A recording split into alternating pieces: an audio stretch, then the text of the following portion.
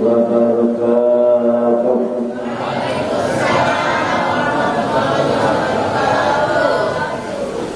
Bismillahirrahmanirrahim. Alhamdulillahilladzi arsala rasulahu bil huda wa dinil haqq liyudhhirahu 'alad dini kullihi wa kafaa billahi shahida. Asyhadu an la ilaha illallah wahdahu la syarika lah wa asyhadu anna sayyidana wa nabiyyana Muhammadan abduhu wa rasuluh la nabiyya ba'da. Allahumma shalli wa sallim wa barik ala sayyidina Muhammad wa ala alihi wa sahbihi wa mawala. Amma ba'd. Al-mukarramun para ulama yang sangat saya hormati, Bapak Lurah Kelurahan Nanggung dan wakil pengurus masjid Baitus Shalah beserta para imam dan khotibnya yang sangat saya hormati, Ketua Panitia peringatan Hari Besar Islam Maulidur Rasul Sallallahu Alaihi Wasallam yang sangat saya hormati sahabat saya Ustaz Ahmad Masuk, kemudian yang sangat saya hormati hadirin hadirat rahimakumullah. Sebelum saya menyampaikan tausiah Maulidur Rasul Sallallahu Alaihi Wasallam, terlebih dahulu ada beberapa pantun. Maksud saya ada dua pantun. Yang pertama, masak lodeh pakai ebi, lodeh begini, biar tambah sedap aromanya. Hari ini di sini kita memperingati Maulid Nabi untuk mengenang kelahirannya. Yang kedua, cinta suci dan abadi, takkan luntur selamanya. Hari ini kita bersama-sama memperingati Maulid Nabi. Semoga kita mendapatkan syafaatnya. Amin. Kira-kira inilah Bapak Ibu tujuan dari memperingati kelahiran Nabi Sallallahu Alaihi Wasallam, yaitu untuk mengenang kembali kelahirannya Nabi. Semoga kita mendapatkan syafaatnya.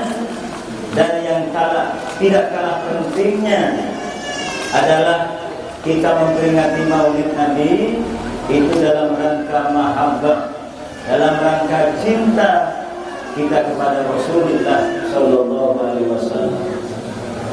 Di dalam kitabnya Anatul Talibin juz 3 halamannya 415, Imam Asy'ari As-Saqati menyatakan, man qasada mawdi'an yuqra'u fihi maulidun nabi faqad qasada rawdatan min riyadil jannah.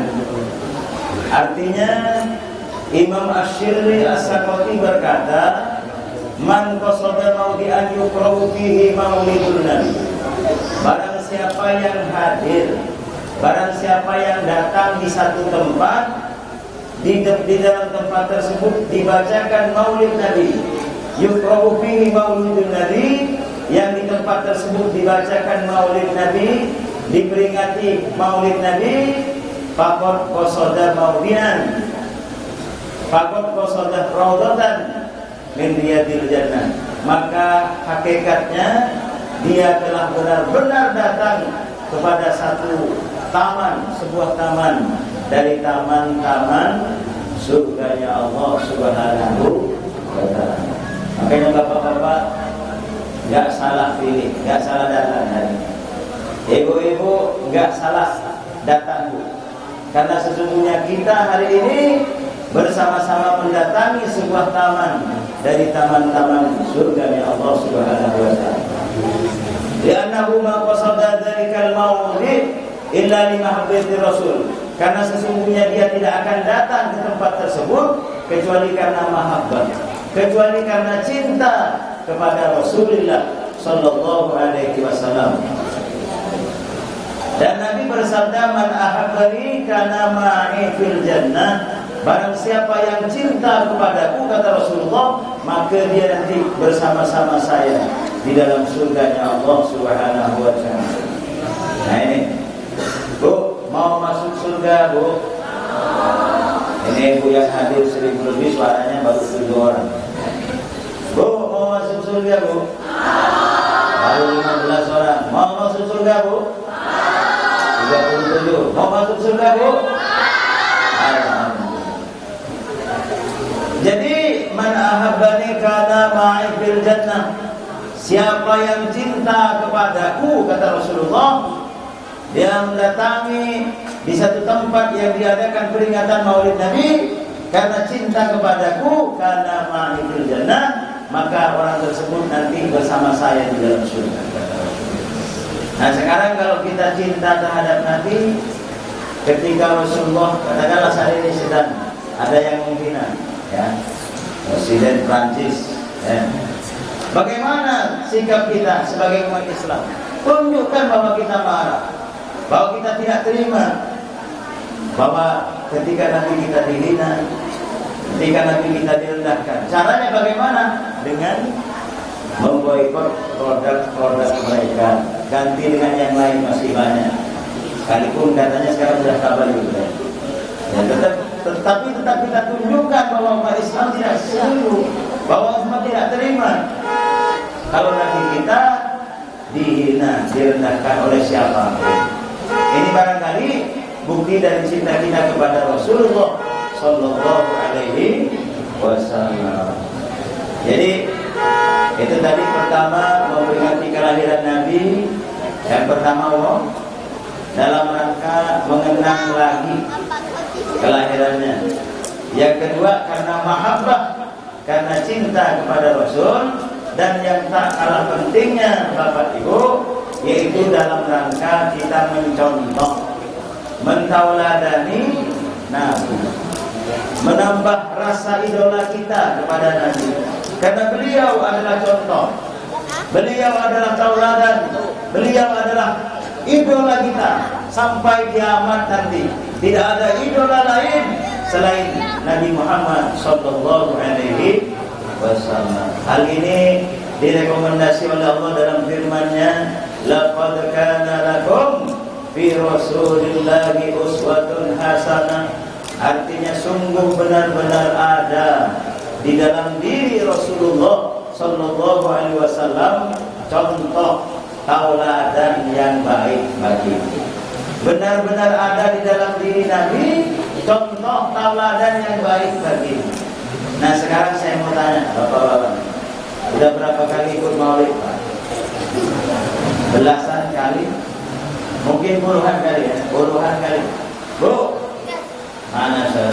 Bu, Ibu, Bu, berapa kali ikut maulid? Sering ya? Belasan kali? Puluhan kali. Setiap tahun Pak kita memperingati maulid. Setiap tahun Bu kita memperingati maulid. Kalau belasan kali, puluhan kali kita memperingati maulid Nabi, tapi ibadah kita segitu-gitu ya. Akhlak kita nggak bertambah baik, nggak bertambah mulia seperti halnya akhlaknya Rasulullah sallallahu alaihi wasallam, maka kita sudah termasuk orang yang rugi terlalu. Betul Bu? Betul Bu? Kau sungguh terlalu, tak mungkin lagi ku maafkan salahmu.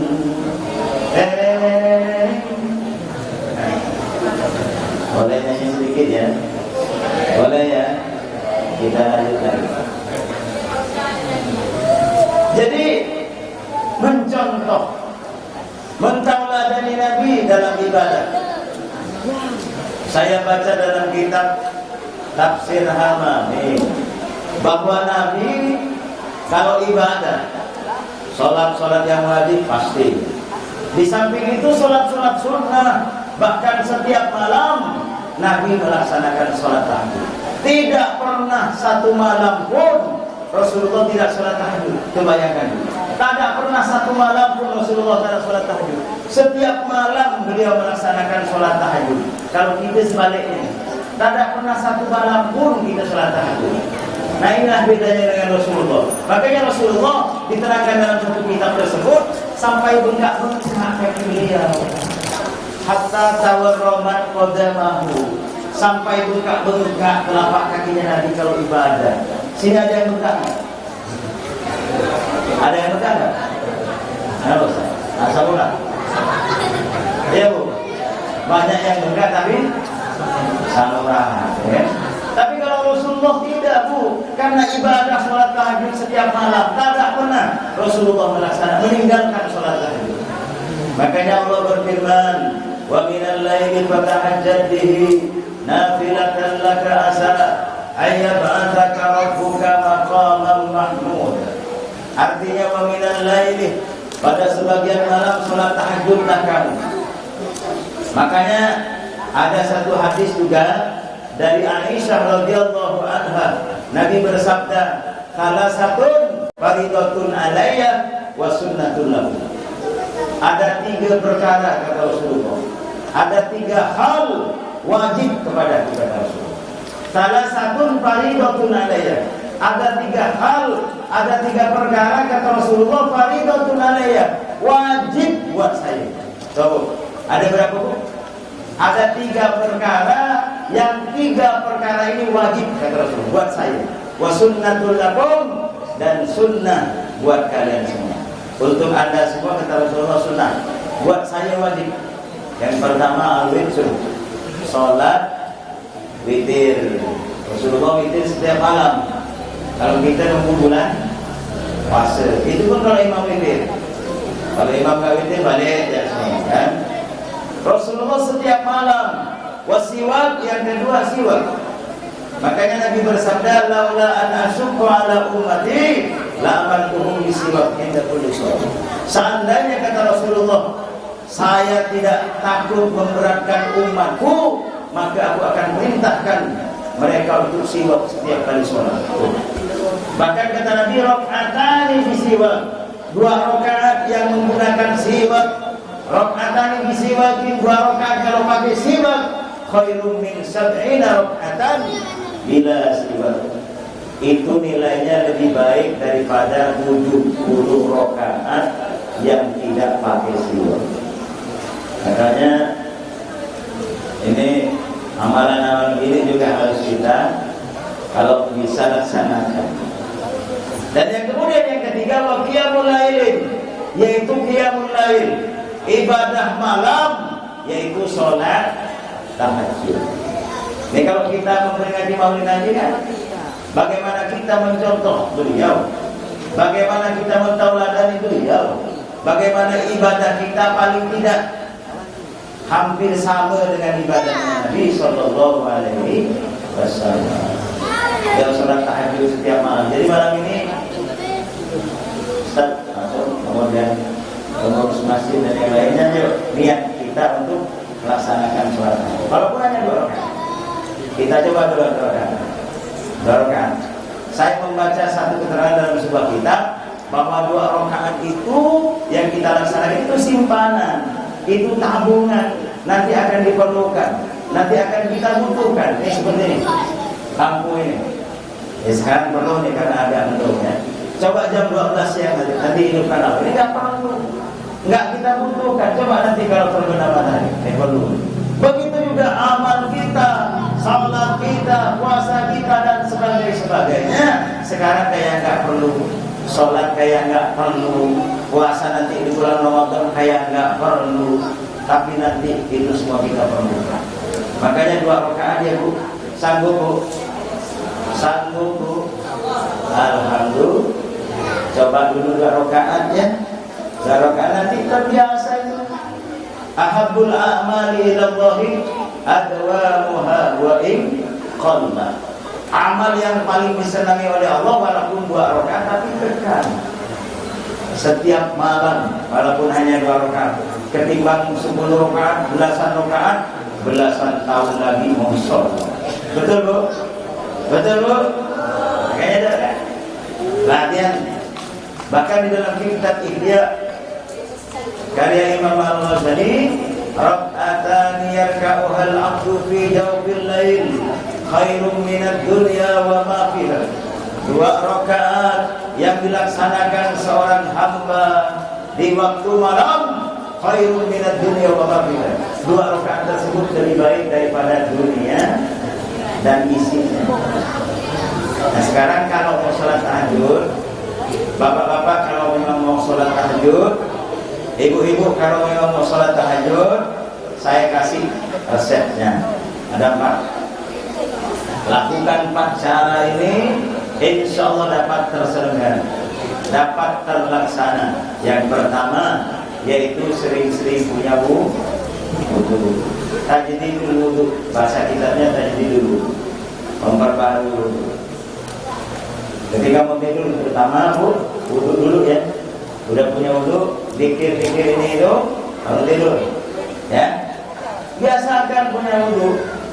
Makanya sahabat Bilal ketika ditanya oleh Rasulullah sallallahu alaihi wasallam, "Wahai Bilal, amalan apa yang kamu lakukan sehingga suara terompakmu kedengaran di surga?" Silakan. Ini guru saya, guru agama dulu waktu ya. Guru agama saya dulu waktu di SD. Beliau ngajar di SD Asik. Jadi, wahai Bilal, amalan apa yang kamu lakukan sehingga suara terompahmu kedengaran di surga? Itu pertanyaan Nabi. Bilal menjawab, ya Rasulullah, saya sholat sebagaimana sahabat yang lain. Saya puasa sebagaimana sahabat yang lain. Rasulullah bilang apa? Tidak, wahai Bilal. Barangkali ada amalan kamu yang lain. Lalu Bilal menjawab, ini, barangkali ini ya Rasulullah. Saya selalu mengabadikan wudu. Dan ini kalau kita laksanakan, insya Allah nanti malam bisa tahajud. Ini kita bawa ya Bu, kita bawa pulang ya Bu. Pulang dari maulid ini nanti. Ya. Yang kedua apa? Biasakan datang ke masjid sebelum terbenam matahari. Berzikir, menghadap kiblat, membaca tasbih. Dzikruka qabla al-ghurub musabbihan mustaqilan. Ini dalam satu kitab. Artinya zikirmu sebelum terbenam matahari. Laksanakan itu. Membaca tasbih subhanallah. Afdalul kalam arba'un. Ucapan yang paling utama ada 4. Ada 4 ucapan yang paling utama, yaitu subhanallah, alhamdulillah, wa la ilaha illallah, wallahu akbar. Ini lengkapnya. Ada tasbih subhanallah, ada tahlil alhamdulillah, ada tahlil la ilaha illallah, ada takbir Allahu akbar. Abdul kalam illallah. Abdul kalam arba'un. Ucapan yang paling mulia, ucapan yang paling hebat, yang paling utama dapat subhanallah, walhamdulillah, wa la ilaha illallah, wallahu akbar. Tambah lagi hawqalah, wa la hawla wa la quwwata illa billahil azim. Man qala subhanallah walhamdulillah wa la ilaha illallah wallahu akbar wa la hawla wa la quwwata illa billahil aliyyil azim marratan wahidatan. Siapa yang membaca subhanallah walhamdulillah wa la ilaha illallah wallahu akbar wa la hawla wa la quwwata illa billahil aliyyil azim marratan wahidatan, baca 1 kalinya. Siapa yang membaca zikir ini 1 kali saja, kata Allah lahu mi'ata alfi hasan. Allah catat Pak 100.000 kebaikan. 1 kali jadi berapa? 100, bukan 100 kebaikan, 100.000. Tuh, Bu, berapa Bu? 100.000, bukan 100 kebaikan, 100.000. Mi'ata alfin hasanah. Kita membaca dikit tadi. Apa Ustaz udah baca? Udah tadi. Saya mau nyuruh orang pasti baca dulu. Saya mau perintah orang pasti melaksanakan dulu. Kalau enggak nanti saya seperti ini, betul? Tahu ini Bu? Atau seperti jarum. Tahu jarum Bu? Itu yang bikin pakaian itu bagus-bagus ini semuanya jarum, betul nggak? Ini pekerjaan jarum semua nih. Pakaian bagus-bagus itu jarum, tapi jarum sendiri telanjang. Betul nggak? Betul nggak? Maka jangan seperti ini, jangan seperti jarum. Barang siapa yang membaca zikir subhanallah walhamdulillah wala ilaha illallah wallahu akbar wala haula wala quwwata illa billahil aliyil azim marratan wahidatan, 1 kali aja. Kalau marratan ini 2 kali. Kalau mi'ata marrah 100 kali. 1 kali aja kita membaca zikir ini, maka Allah akan catat, Allah akan tulis 100.000 kebaikan. Wa maha anhu mi'ata alfi sayyi'ah, dan Allah hapus dari orang tersebut 100.000 kejelekan. Ingin baca nggak Bu? Bu, mau baca nggak Bu? Soalnya ibu-ibu banyak di luar. Yang didengar, yang di luar kedengaran nggak Bu? Dengar Bu? Mau baca nggak? Ya, Allah hapus 100.000 kejelekan. Wa rafa'alahu mi'ata alfi darajah, dan Allah akan angkat 100.000 derajat. Nggak banyak itu yang dibaca, cuma 1 kali aja. Masa nggak bisa? Subhanallah walhamdulillah wala ilaha illallah wallahu akbar wala haula wala quwwata illa billahil aliyyil. Lalu dalam kitab Tamyizul Ghafilin itu kalau nggak salah saya halaman 146, halaman 146 dalam kitab Tamyizul Ghafilin ada tambahan. Malaikat Israfil datang menemui Nabi, ya Muhammad baca ini subhanallah walhamdulillah wala ilaha illallah wallahu akbar wala haula wala quwwata illa billahil aliyyil azim. Adada ma'alimallahu ta'ala wa zinata ma'alimallahu ta'ala wa mil'a ma'alimallahu ta'ala. Itu tambahannya.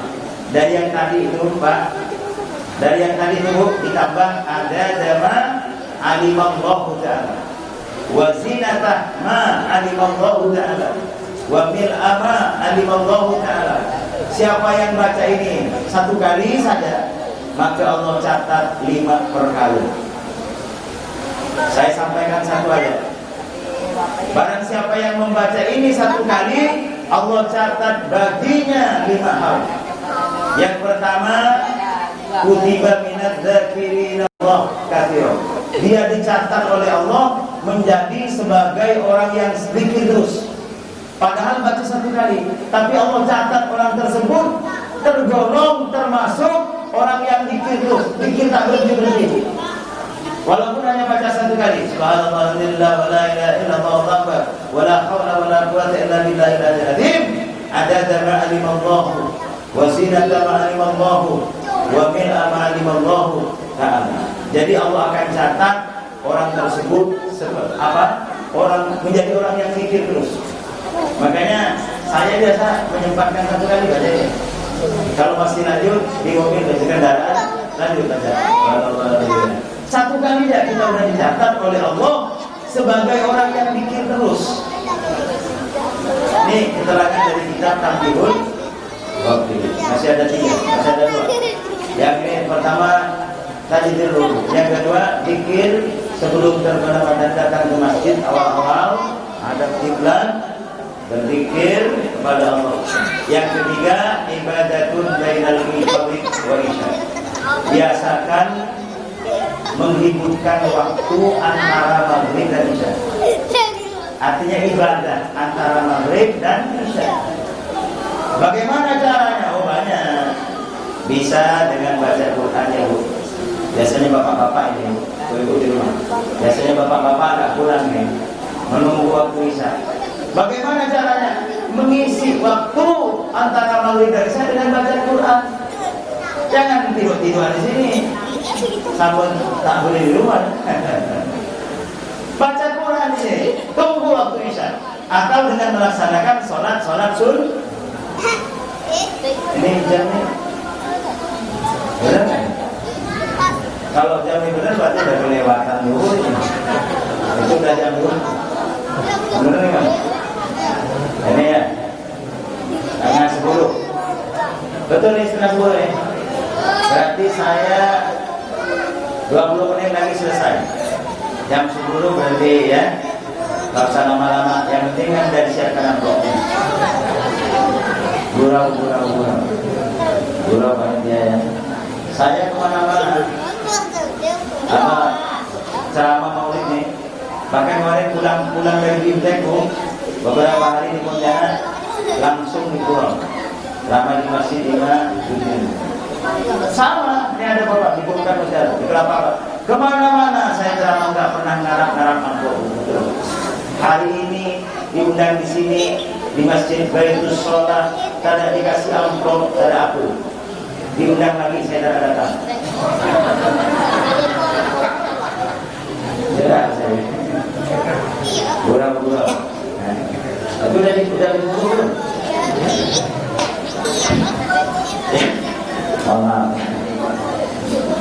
Paham Bu? Jadi ibadah antara maghrib dan isya bisa diisi dengan baca Quran. Yang kedua bisa dengan sholat. Man shalla sitta raka'atin ba'dal maghrib. Barang siapa yang sholat 6 rakaat setelah sholat maghrib. Siapa kata Rasulullah yang melaksanakan sholat 6 rakaat sesudah sholat maghrib, lam yatakallam bima baina bikalam, yang tidak disela-selai dengan ucapan dengan apapun di antara rakaat-rakaat tersebut, maka nilainya sama dengan ibadah 12 tahun. Makanya saya ini kalau nggak dimanfaatkan, udah masuk masjid sebelum maghrib dikir, sholat maghrib, sholat rawatib, nunggu waktu isya, ada tabungan pahala yang begitu besar, sama dengan ibadah 12 tahun. Di samping itu nanti tahajudnya pasti terlaksana. Insya Allah. Kemudian yang keempat, tarku kalaman ba'da dzalika waqila, meninggalkan berbicara, tidak banyak bicara. Dengan 4 hal ini insya Allah akan terlaksana sholat tahajud. Barulah kita betul-betul maulid bisa mencontoh Nabi, karena Nabi tak pernah ketinggalan untuk melaksanakan sholat tahajud setiap malam. Akhirnya sampai bengkak-bengkak kaki beliau karena sholat tahajud. Sudah ya. Yang kedua, bagaimana kita mentauladani, mencontoh akhlaknya Nabi. Karena Rasulullah menyatakan bu'ithu liutammima makarimal akhlak. Aku dibangkitkan, aku diutus untuk menyempurnakan akhlak. Makanya udah tahu akhlaknya. Akhlak itu apa? Bahasa Arab akhlak. Bahasa Indonesianya budi pekerti. Ya Bu, akhlak itu bahasa Indonesia Bu, budi pekerti. Kalau orang Betawi bilang akhlak itu lagumu perak, berarti akhlakmu perak. Lagumu jelek, berarti akhlakmu jelek. Lagumu tengik, tengik dong, bau tak sedap, baju tak dicuci 5 hari. Bau, akhlakmu tengik, berarti akhlakmu tengik. Nah, secara orientasi akhlak ada 3. Yang pertama, akhlak kepada Allah. Saya sebenarnya kurang pede ya ada tim dari sahabat-sahabat saya Gus Mai. Ini mungkin masuk di YouTube nih. Nah jadi Bu, nanti boleh dibuka lagi Bu di YouTube-nya Mai Quran ya, Mai Quran punya Gus Mai, sahabat saya. Nantinya ya Saudi Allah. Jadi kemarin di teks sama beliau. Ya saya kok ada ini saya agak minta dikit. Ini agak minta dulu. Karena nanti akan dilihat banyak orang nih.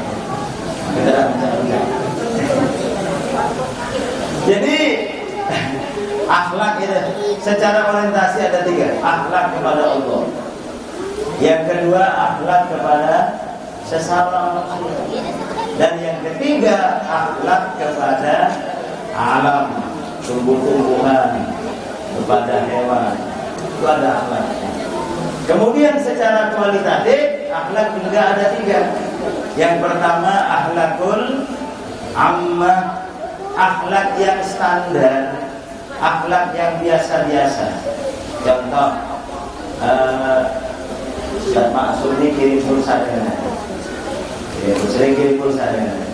Kenapa beliau kirim pulsa sama saya? Karena beliau juga sering saya kirim ini itu barangkali. Jadi kita berbuat baik kepada orang yang baik itu akhlak biasa-biasa. Ya. Yang kedua akhlak sayyi'ah, akhlak yang jelek. Ada orang baik dengan kita, ada orang yang selalu berbuat baik dengan kita, tapi kita malah balas kebaikannya dengan kejahatan, kejelekan. Orang itu kita fitnah, orang itu kita hina, gini. Itu akhlak sayyi'ah, akhlak jelek. Kemudian yang ketiga akhlakul karimah. Apa itu? Akhlak yang mulia, akhlak yang baik, yang ditauladankan Nabi Sallallahu Alaihi Wasallam, yang dicontohkan Nabi itu.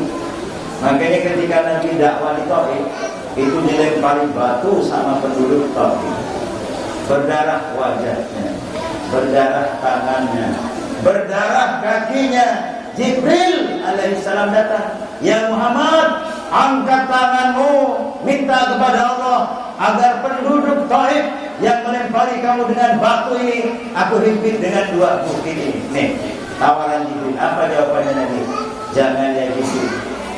Mereka melempari aku dengan batu karena mereka tidak tahu, mereka tidak mengerti.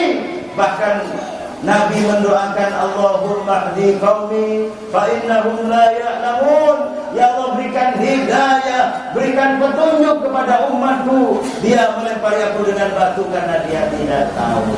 Begitu akhlaknya. Coba kalau kita dilempar, gimana?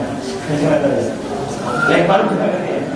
Ini Masya Allah Rasulullah Sallallahu Alaihi Wasallam diludahi setiap kali mau berangkat masih diludahi. Ketika satu hari nggak ada yang meludahi, ditanya mana orang yang nggak sebelumnya saya. Rupanya dia sakit, Rasulullah bergegas datang ke rumahnya, bawa ini bawa itu. Begitu akhlaknya. Bahkan dalam kitab Ihya, Masya Allah Rasulullah kalau berakhlak itu luar biasa. Makanya Allah memberikan apresiasi, memuji ketinggian akhlak beliau di dalam firman-Nya, wa innaka la'ala khuluqin 'azim. Sungguh engkau ya Muhammad benar-benar memiliki akhlak yang luar biasa. Sungguh engkau ya Muhammad benar-benar memiliki budi pekerti yang luar biasa. Jadi lalu akhlakul karimah yang dicontohkan Nabi kepada Allah seperti apa? Tadi itu Rasulullah kalau sholat wajib, sholat sunnah sampai rukuk. Itu akhlaknya Nabi kepada Allah. Melaksanakan perintah Allah, menjauhi larangan Allah. Begitu juga kita, Pak. Begitu juga kita, Bu. Begitu juga kita. Ketika kita punya akhlak kepada Allah, maka ketika ada panggilan untuk sholat, segera laksanakan sholat. Berarti kita punya akhlak.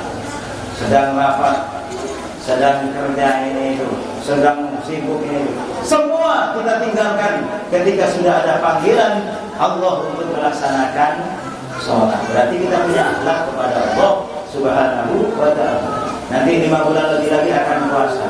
Kalau kita punya akhlak kepada Allah, bulan Ramadan puasa. Betul Bu?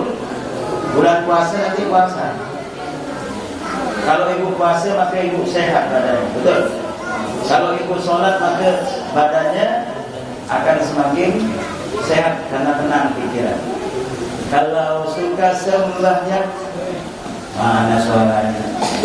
Ayo kalau tangan saya turun bunyi he, ya. Ada ya? Tangan saya turun bunyi he. Ibu-ibu tangan saya turun bunyi he, ya. Bapak-bapak juga tangan saya turun bunyi he. Kalau suka sembahyang he. Tas ya.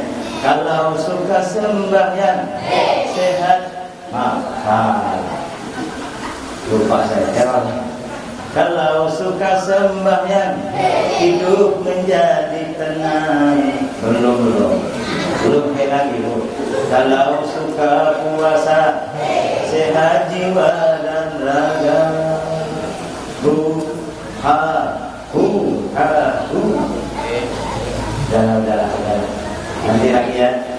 Jam 11 itu di rumah masing. Oke. Jadi ketika masuk bulan Ramadan puasa, kita berakhlak kepada Allah. Ini yang dicontohkan oleh Nabi. Nah yang kedua, akhlak kepada sesama manusia.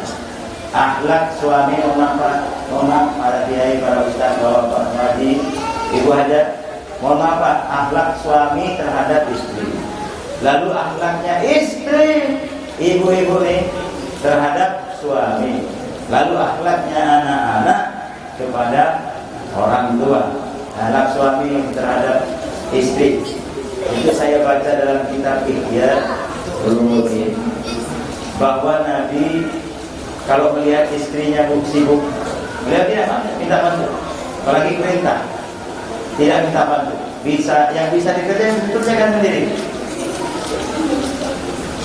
Bukan tipikal suami yang otoriter, kamu yang punya, tidak. Bahkan ketika istrinya banyak beliau melaksanakan sendiri. Bahkan beliau sering duduk dengan orang-orang biasa.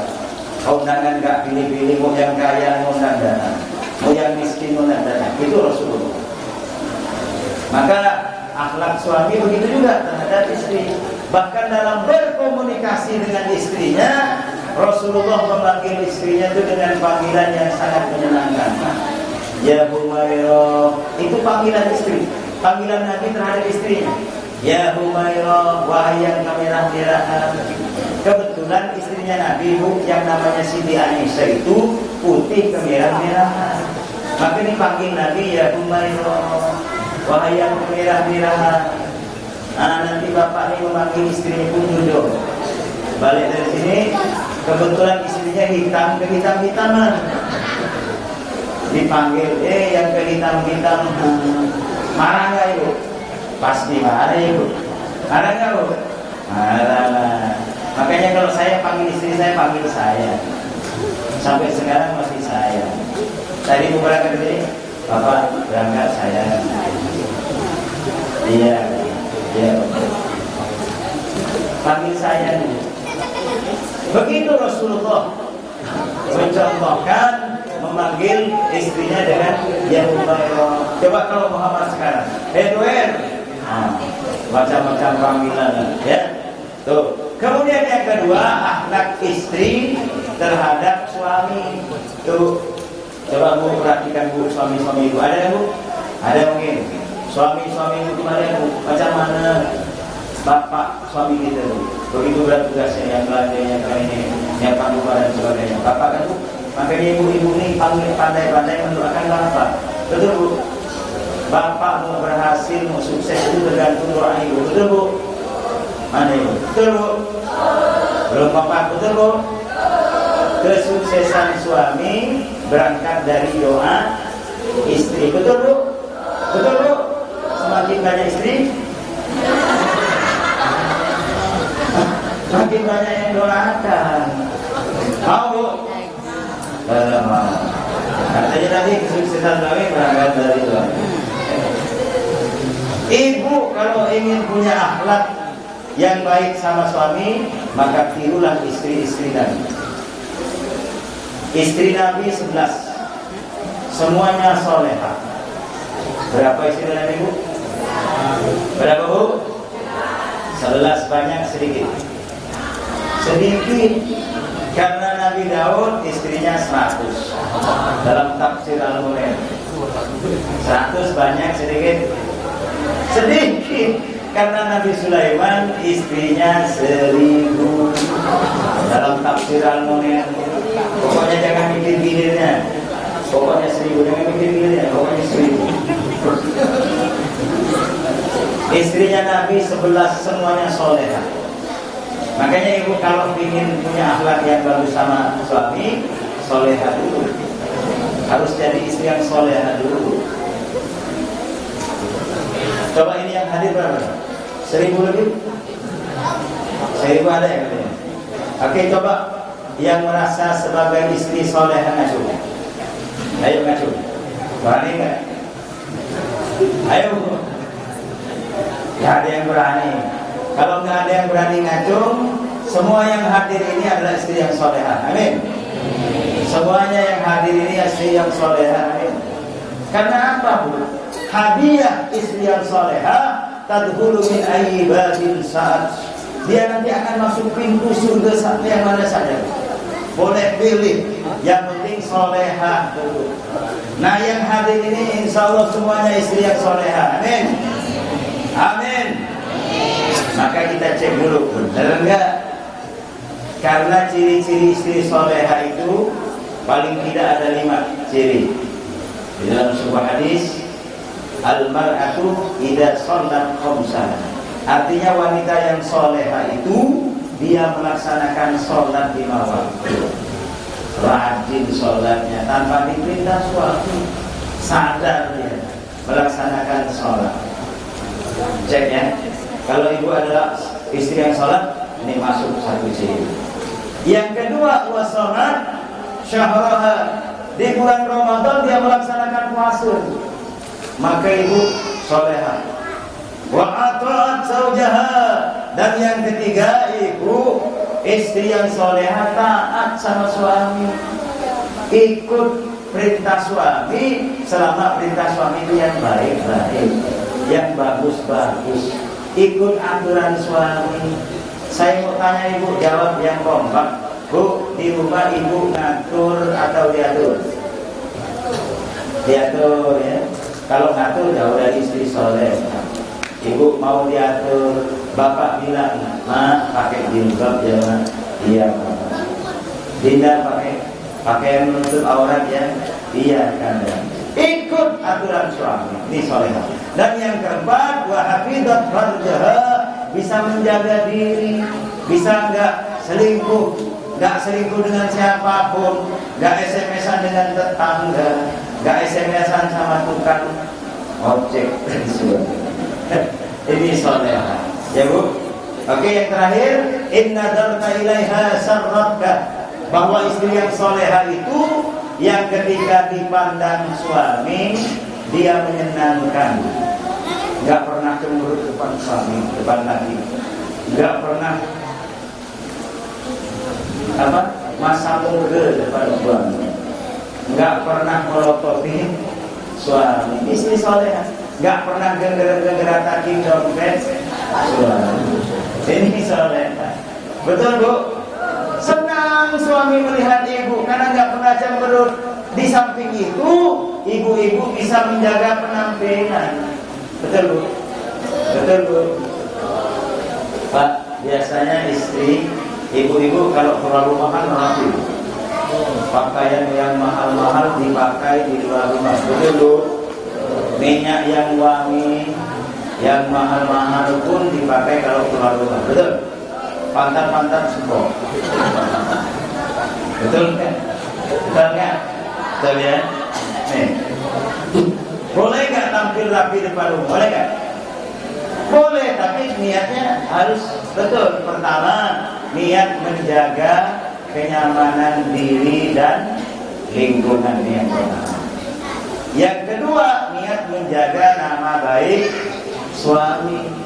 Kalau ada ibu tampilnya rapi, Bu, itu siapa yang rapi? Oh, itu kan istrinya Ustaz Najul. Yang dapat nama baik suami. Betul Bu? Betul Bu? Coba kalau ibu tampil sembarangan, udah jilbabnya belepetan, ketiaknya bau jengkol, Mohon, sini nggak ada yang gitu, ya. Betul. Itu perempuan Jawa di Indonesia. Jadi untuk menjaga nama baik suami, biasanya maaf, kalau udah nikah 1 tahun buat makin sembarangan. Segala daster yang sudah sobek ceteknya masih dipakai. Apa namanya? BH yang sudah putus masih disambung pakai klipin. Hei, buang hei. Ya bu, ada penampilan depan suami agar suami senang. Inna dorta ilaiha sarratka. Kalau kamu pandang yang menyenangkan, sanggup bu, sanggup jadi istri soleha bu. Tadkhulu min ayyi babin sa'ab min abwabil jannah. Kalau bisa menjadi istri yang soleha, berarti ibu boleh pilih masuk surga lewat pintu mana saja yang ibu suka. Yang penting soleha dulu, soleha dulu. Makanya tadi, kalau ibu ingin punya akhlak yang bagus sama suami, maka menjadi istri yang soleha dulu. Kemudian yang ketiga, akhlaknya anak kepada orang tua. Ya anak-anak, kamu semua kepada bapak, emak, ya. Hai manusia. Nah, anak-anak, hai manusia. Bisa gak? Bisa gak? Bisa gak? Satu bapak-bapaknya, hai manusia. Ibu-ibu, biar bapak, hai manusia. Hai manusia, hormati ibumu yang melahirkan dan membesarkanmu. Ya, jadi bapak emak ini masya Allah orang yang paling berjasa. Bapak emak ini orang yang paling berjasa dalam hidup kita. Makanya secara kronologis dalam struktur ayat Al-Quran, perintah berbuat baik kepada kedua orang tua pasti jatuh setelah perintah menyembah Allah. Allah berfirman, wa qada rabbuka alla ta'budu illa iyyah wa bil walidaini ihsana.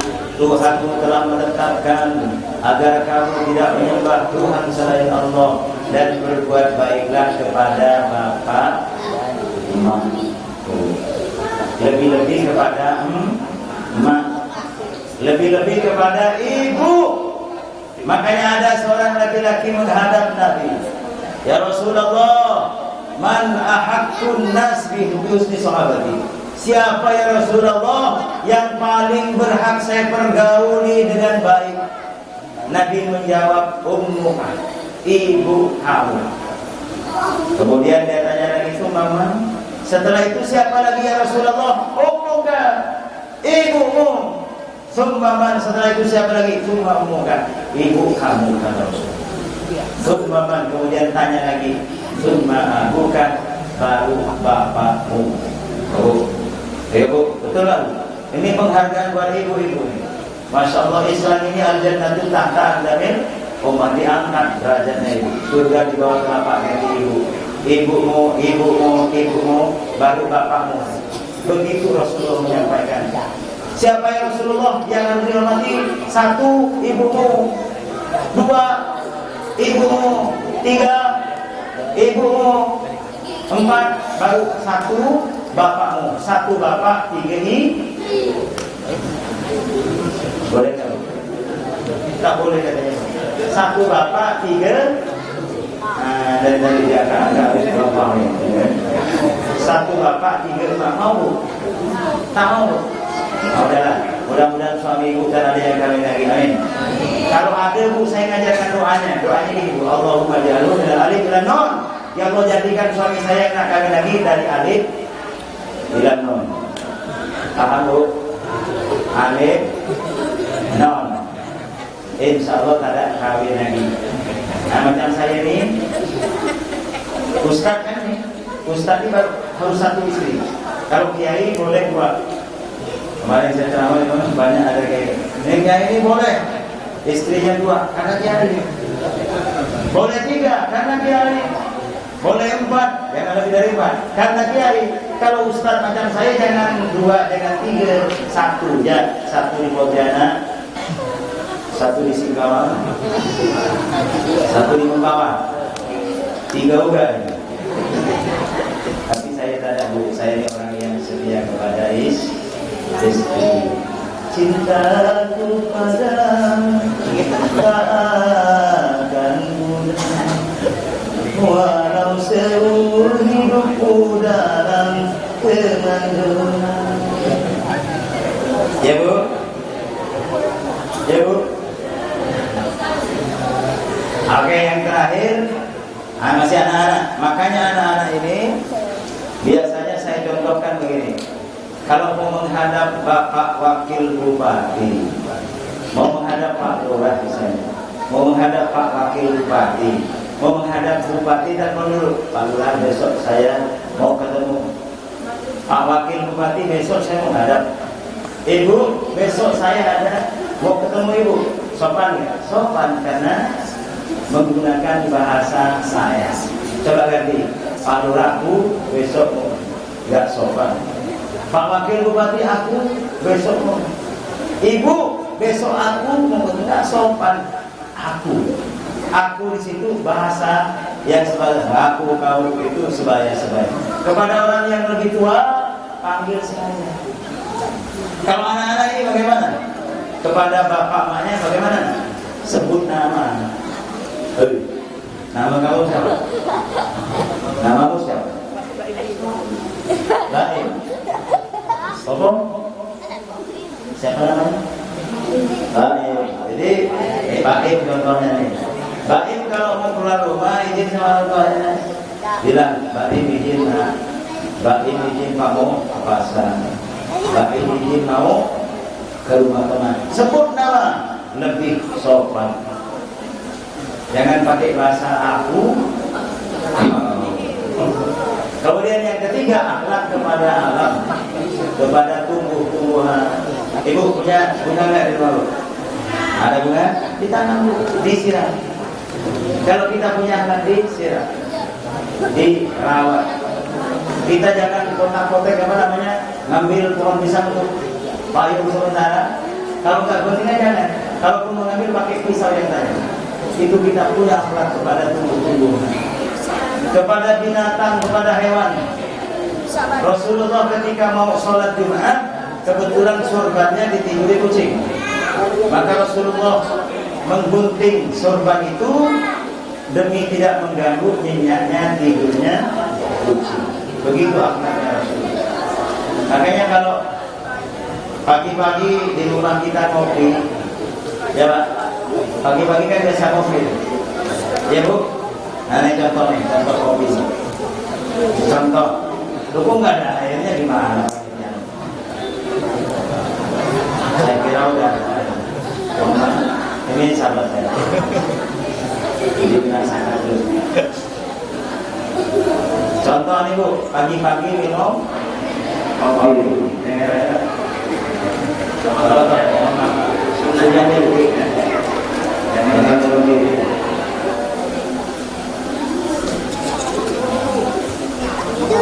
Biasanya kalau kita lagi ngopi kan ada semut. Semut datang. Disiapin kue sama istri. Semut datang. Coba kita berbagi kepada semut. Kopinya sedikit kasih. Semut datang dulu, datang kamu. Bisa ngopi bareng sama semut. Nikmat, betul kan? Jangan main mesti saja. Berbuat baik sekalipun kepada hal-hal yang semut itu kan haram. Tapi kalau tidak boleh juga dibunuh kalau tidak ada alasan. Ini sudah mendesak. Begitu kita berakhlak kepada minum lagi lah ya.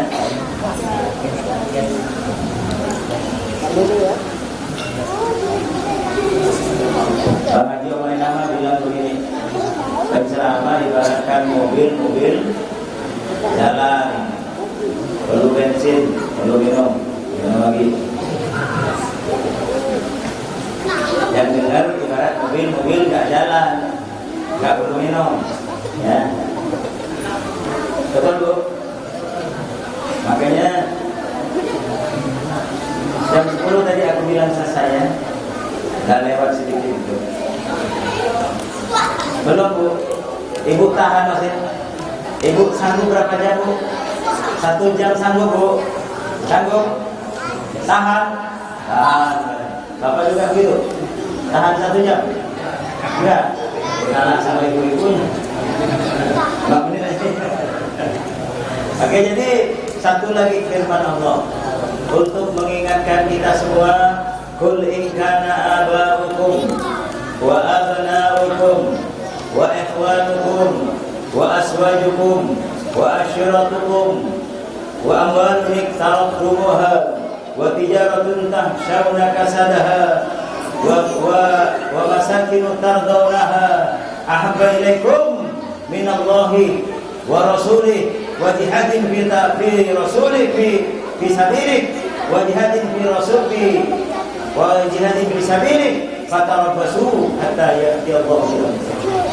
Artinya apa? Katakan ya Muhammad, kalau anak-anakmu, bapak-bapakmu, qul in kana aba'ukum, katakan kalau bapak-bapakmu, wa abna'ukum, anak-anak kamu, wa ihwanukum, saudara-saudara kamu, wa azwajukum, istri-istri kamu, wa malun iqtaraftumuha, dan harta-harta yang kamu usahakan, wa tijaratun tahshawna kasadaha, dan perdagangan yang kamu takuti kerugiannya, wa masakinu tardawnaha, dan rumah-rumah tempat tinggal yang kamu sukai, yang kamu senangi, ahabba ilaikum, semua itu lebih kamu cintai minallahi, daripada Allah, wa rasulih, dan utusan Allah, wa jihadin fi sabilih, dan berjuang di jalan Allah, fatarabbasu hatta ya'ti Allah bi amrihi. Tunggu, kamu pasti akan kecewa. Karena siapapun, apapun yang kita cintai akan berpisah, betul?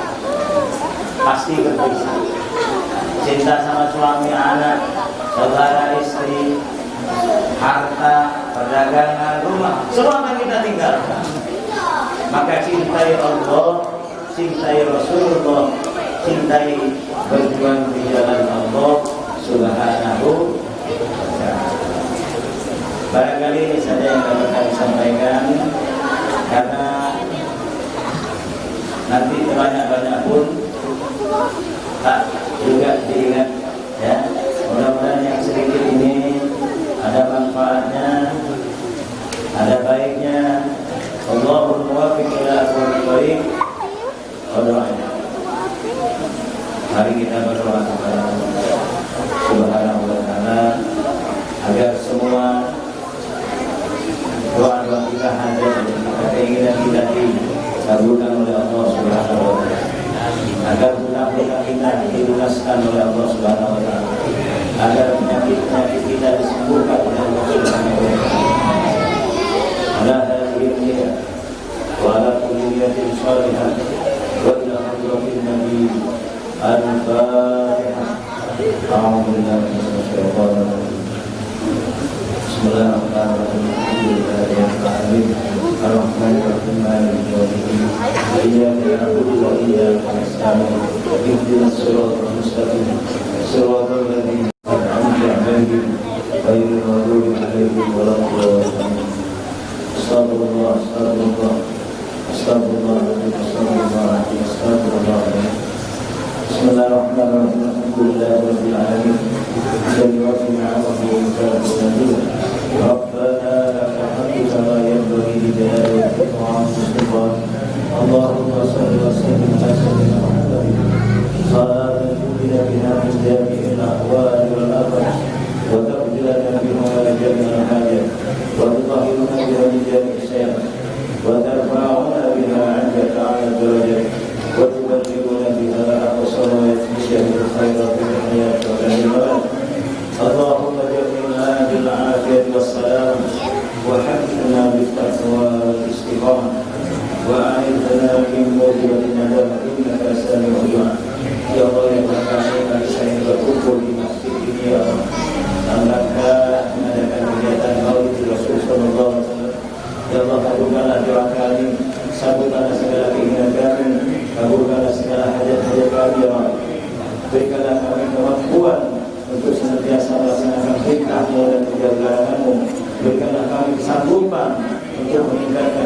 ibadah kami, untuk merubah akhlak kami menjadi akhlak yang mulia ya Allah. Ya Allah, berikanlah kekuatan kepada kami untuk selalu melaksanakan perintah menjaga agama. Ampunilah dosa-dosa kami, dosa-dosa kedua orang tua kami, dosa-dosa guru-guru kami, dosa-dosa pemimpin kami, dosa yang